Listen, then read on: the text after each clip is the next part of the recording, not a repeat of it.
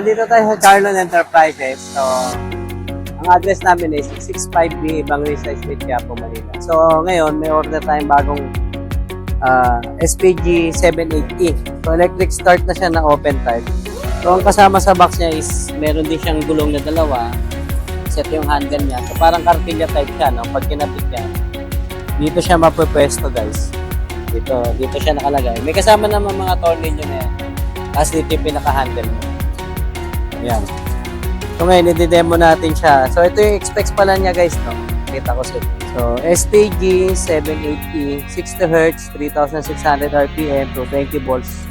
Ang rated output niya is 6,000 watts. Ang maximum niya naman is 7,800 watts. So ang bigat niya ay tumitimbang siya ng 104 kilos. So ito yung mga kasama niya, guys, sa box niya. May dalawang gulong, may handle. Ito yung stopper niya dito sa baba para hindi siya nakayuko. May kasama rin siyang goma. So meron din siyang kasamang dalawang plug. Ayan, yung dalawang plug. So pag magkakabit kayo ng mga wire, guys, so dito sa dalawa nito, no? Pero kailangan nyo muna siyang i-open na yung screwdriver para mo-open. So dito nyo ipapasok yung wire. So dito ang connection niya sa dalawang color gold. Tanso na yan. Nandiyan yung kailangan. Ito kasi ground po kasi ito, no?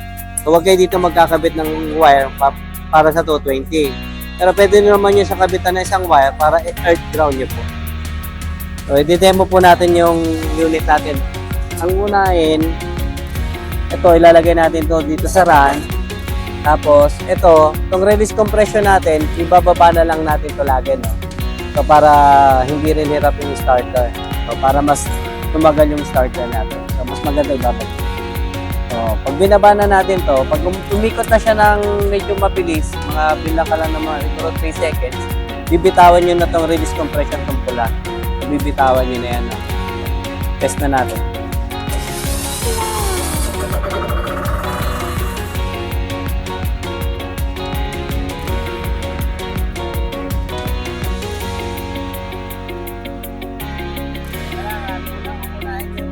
Patayin bago yung makina. So, wag nyo unahin yung makina bago yung breaker. Para safety ng generator natin. So, yan. Sold na po itong tatlong unit natin, no, sa dalawang tatlo. So, ganun din. Pag manual natin, i-on mo itong susi. Then, ilalagay natin ito sa run. At tapos, saka naman natin ito i-release yung compression niya. So, hatakin muna natin, guys, ha. Pag hinatak yan, pag medyo matigas na siya, saka natin ito ibababa. Pagbaba niya, saka na-atakin. Kailangan medyo malakas ka. Ano lakas? Okay, guys. Thank you. Please like and share po tayo. No, sir. Thank you po.